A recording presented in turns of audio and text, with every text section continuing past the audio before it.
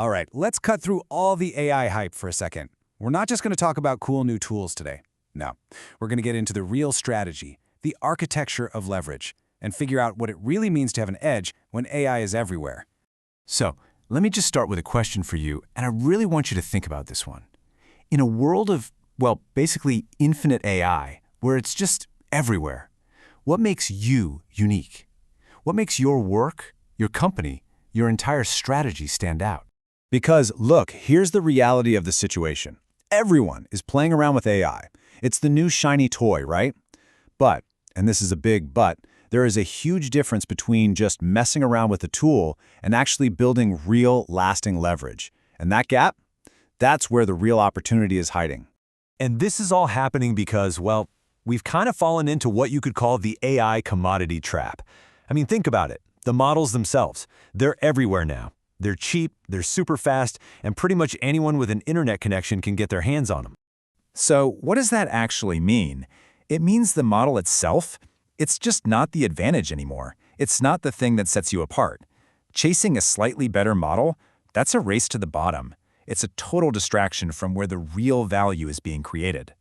And this really highlights a massive split in strategy. On one side, you've got the common play, right? People are chasing better prompts, trying to find bigger and bigger models, but that stuff, it's a temporary fix at best.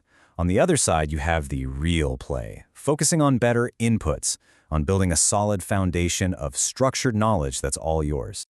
Now, this next part, this is probably the most important idea in this entire explainer. The real edge, the thing that you can actually defend, is owning trusted, structured knowledge that literally nobody else has. That's it. That's the new moat around your castle.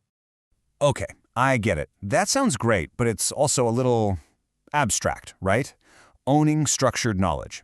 So, what on earth does that actually mean? What does it look like in the real world? Well, it all boils down to building what we can call an input advantage. And it's a process, really. It starts with taking all that raw, messy, human expertise, the stuff that's stuck in people's heads or scattered across 1,000 different documents, and you turn it into clean, organized, usable data.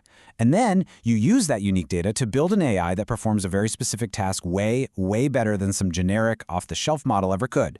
And here it is, the actual playbook for how you do this. It's basically a three-step cycle. First, you capture that unique human knowledge. Second, you control it. You treat that data like the valuable proprietary asset it is. And third, you capitalize on it.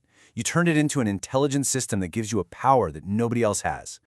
You see, when you start doing this, when you follow this playbook, you completely change your relationship with AI. You stop being just another user, just another person plugging things into a generic tool. And you start owning it. You really do. And there is a world of difference, a massive difference, between just consuming a commodity and being the one who owns the unique secret ingredient that actually makes it powerful. So, if there's one thing you remember from all of this, let it be this simple mantra for leverage. You control the inputs. That's your special data. That lets you shape the outputs, how the AI actually performs. And because you control both, you are the one who gets to capture the value. Simple as that. And that really just leaves us with one final question for you to think about. Take a hard look at your own strategy. Are you building your AI on common ground, just using the same stuff as everyone else, or are you building a real edge, an input advantage that you and only you truly own? Because honestly, the answer to that question is probably going to define your future.